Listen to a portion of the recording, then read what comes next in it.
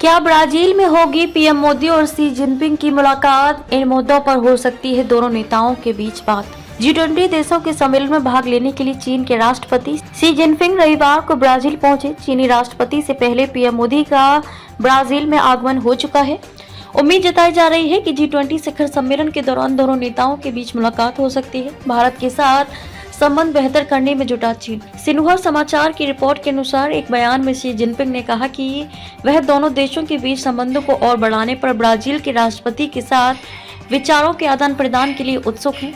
दोनों नेताओं के बीच अंतर्राष्ट्रीय और क्षेत्रीय मुद्दों पर चर्चा हो सकती है। रूस में ब्रिक्स सम्मेलन के दौरान दोनों नेताओं की बैठक हुई थी। जानकारी के मुताबिक बैठक में आर्थिक विकास, जलवायु संकट और अंतर्राष्ट्रीय व्यापार पर चर्चा की जाएगी। एशिया की दो शक्तिशाली देशों के राष्ट्राध्यक्ष की मुलाकात पर दुनिया की नजर रहेगी।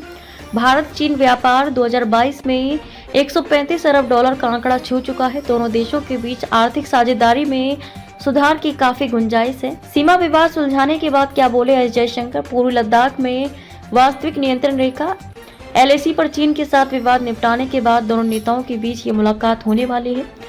LAC को लेकर दोनों देशों के बीच सीमा विवाद को सुलझाने के बाद विदेश मंत्री एस जयशंकर ने हाल ही में कहा था कि अंतिम दौर की सैन्य वापसी के बाद भारत और चीन के बीच संबंधों में कुछ सुधार की उम्मीद करना उचित है, लेकिन ये कहने से संकोच किया कि महज इस कदम से दोनों पड़ोसी देशों के बीच रिश्ते अपने पुराने स्वरूप में लौट सकते हैं। विदेश मंत्री ने कार्यक्रम में कहा था कि मैंने सेनाओं के पीछे हटने, डिसएंगेजमेंट को बस उनके पीछे हटने के रूप में देखता हूँ, न उससे कुछ ज्यादा और न कुछ कम।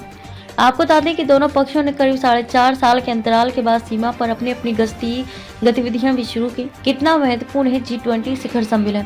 G20 शिखर सम्मेलन के लिए शासनाध्यक्ष रविवार से रियो डी जेनेरियो पहुंचना शुरू हो गए। इस सम्मेलन में 2 दिन गरीबी व भुखमरी से लेकर वैश्विक संस्थानों में सुधार तक के मुद्दों से निपटने पर विचार विमर्श होगा।